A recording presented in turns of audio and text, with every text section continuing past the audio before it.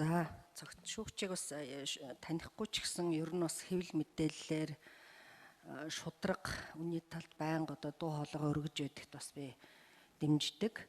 За хоёр асуудлыг ярих гэсэн. Нэгдүгээрт би улсын хурлын дэд даргын хувьд цагаатгалын одоо комиссын даргаар ажиллаж байгаа. Энэ бол 1921-ээс 1990 он хүртэл улс төрийн хэлс хэрэгт хэлмэгдсэн хүмүүсийн одоо асуудлыг хариуцж байгаа.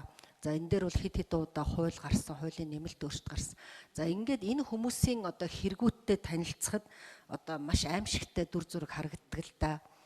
Яаж одоо улс төрийн хэлс хэрэг гэдэг бол ямар аюултай байдгийг хит бүр нэг тарыг барьсан.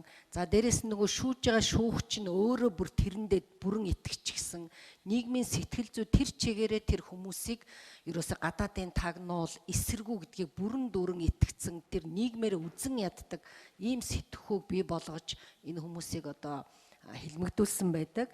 Тийм учраас одоо Монгол улсад цаашдаа энэ улс төрийн энэ хэлмэгдүүлэлт гарахгүй байх тал дээр бид одоо эргээд за манай шүүхийнхэн бүхэл одоо улсын хурлын гишүүд бид бүгд энэ дээр одоо ажиллах ёстой гэж бодож байгаа.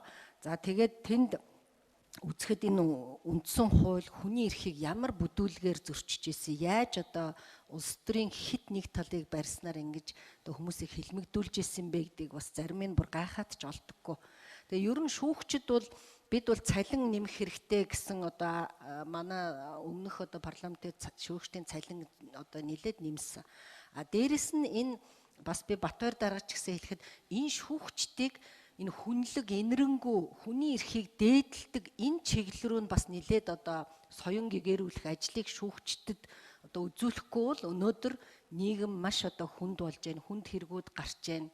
Тийм учраас энэ дээр шүүгчд их чухал үүрэгтэй байхаа гэж одоо би үзэж байгаа.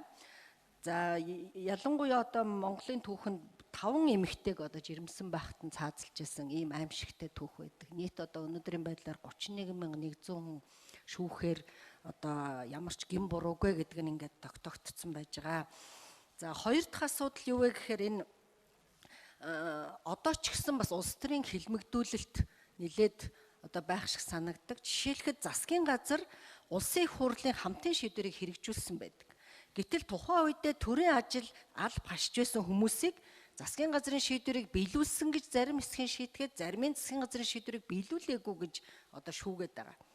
Өөрөөр хэлбэл энэ бол улс төрийн шийдвэр гэдэг, хамтын шийдвэр. Тэгэхээр өөр улсын хурл гарч ирээд, засгийн газар гарч ирээд алдаатай өмнөх засгийн газрын алдаатай бодлого шийдвэр гарсан бол энийг засаж залруулж болдог.